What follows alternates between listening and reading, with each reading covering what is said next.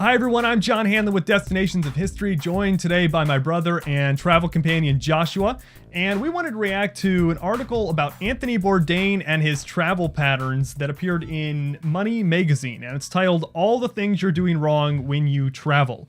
And I just wanted to read a little bit from it and then we'll talk a little bit about it.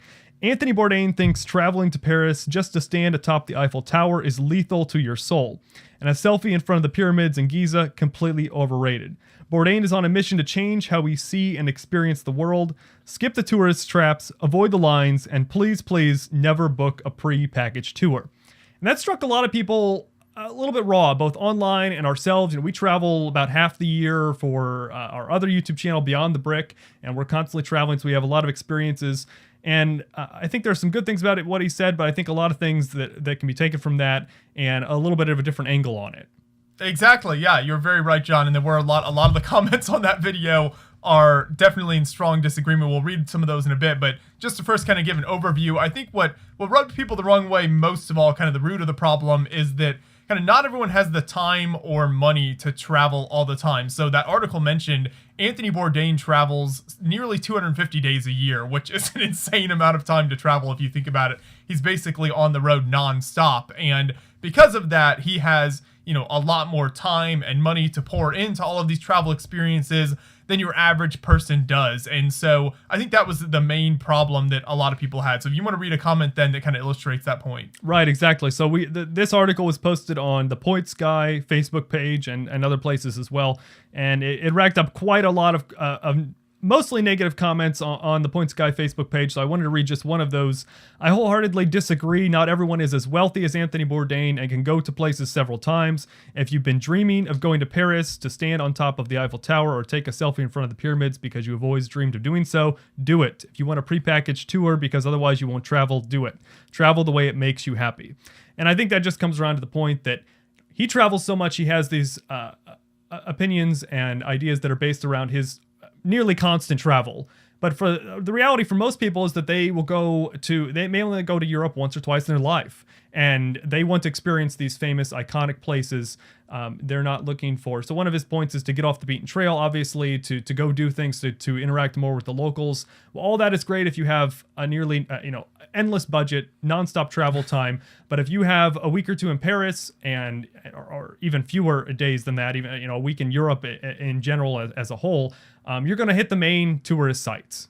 Right, exactly, because it's very important that the first time you travel someplace, that's kind of what you want to see. So I think back to the first time I went to Europe, I think it was about 3 weeks. I was with some of my family, and we went over to 4 or 5 different European countries over a span of about 3 weeks.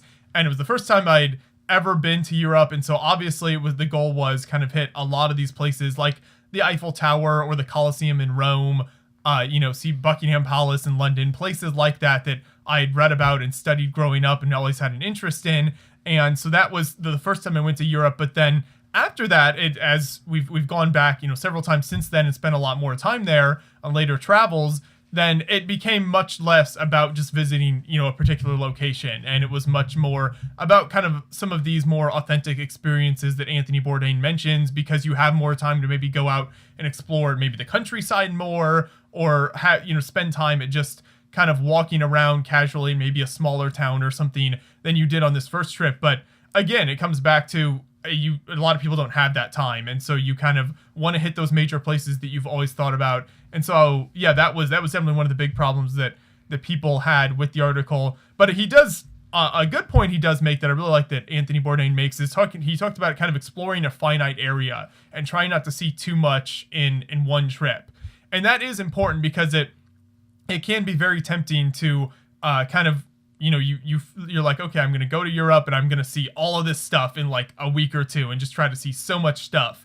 But then you end up kind of hurting your experiences across the board instead of just focusing on maybe 1 or 2 countries in your week or two that you might have there. And so there is definitely something to be said for not overloading your schedule and trying to find that balance between not getting to travel a lot, so seeing as much as possible, but also not hurting your schedule with too much. Right, exactly. And I think it is important if you have the time to get out and experience the local culture, get away from those tourist sites that may not feel like, yes, it's this famous tourist sites, but because there are so many people from all around the world, there are not locals that are going to be, touring the Eiffel Tower every day. Those are mostly going to be foreigners who are coming in. You're not exactly getting the authentic French experience if you're there and at that site. So get out and do a little bit if you can. Go out in the countryside, get away from the big cities if you can, if you have that time and if you have that money. And I think that is his overall point, is get out and just get away from the tourist sites.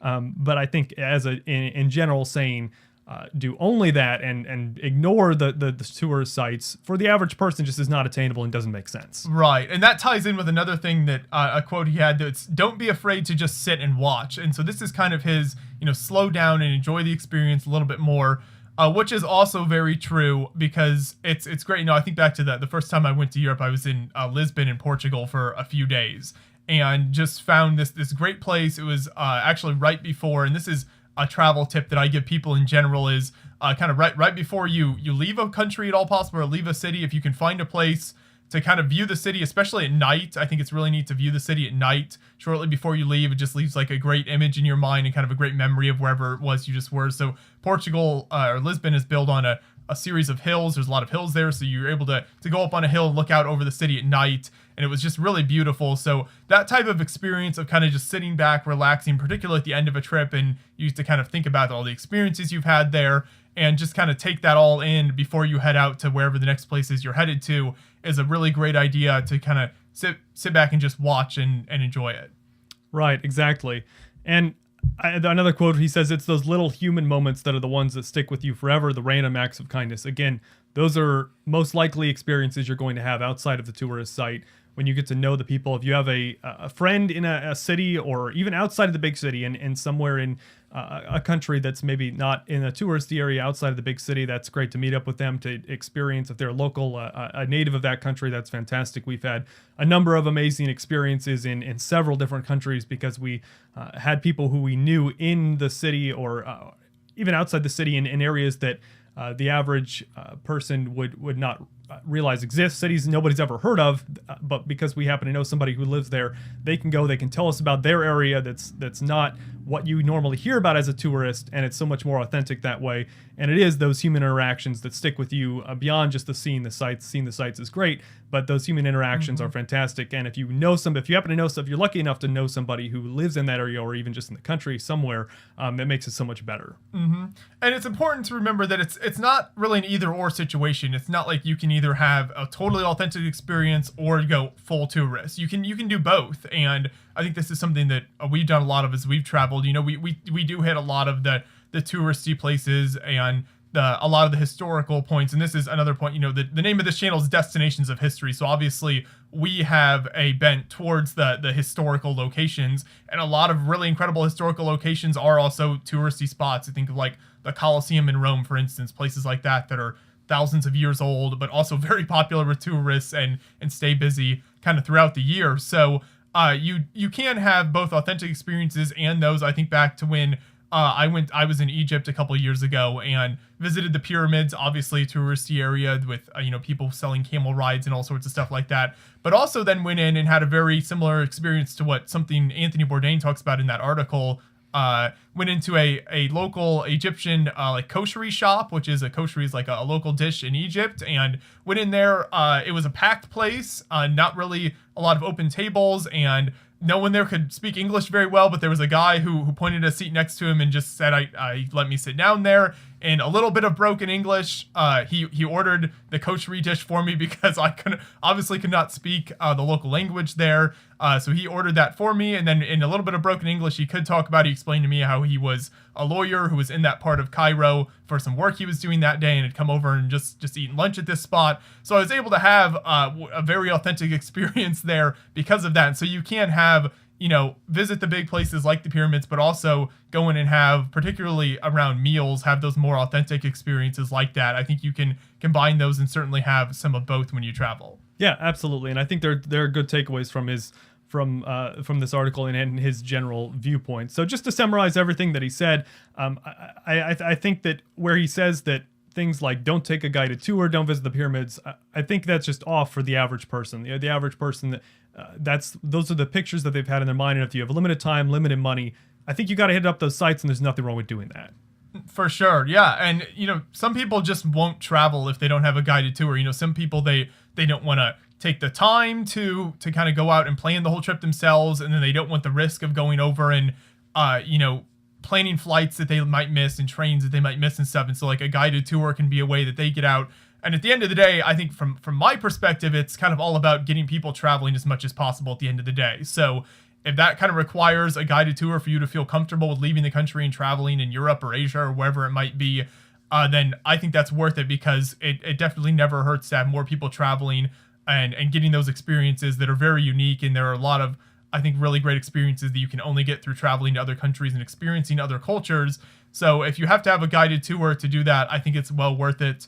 And then also just a broader point about travel and really a lot of things in life is, just because it works for you doesn't necessarily mean it has to be that way for everyone. So Anthony Bourdain has found this way that works really well for him, and this is how he likes to travel. But if other people have ways that they like to do it, I think it's whatever kind of you get the most enjoyment out of and is the best experience for you at the end of the day is the best way to do it.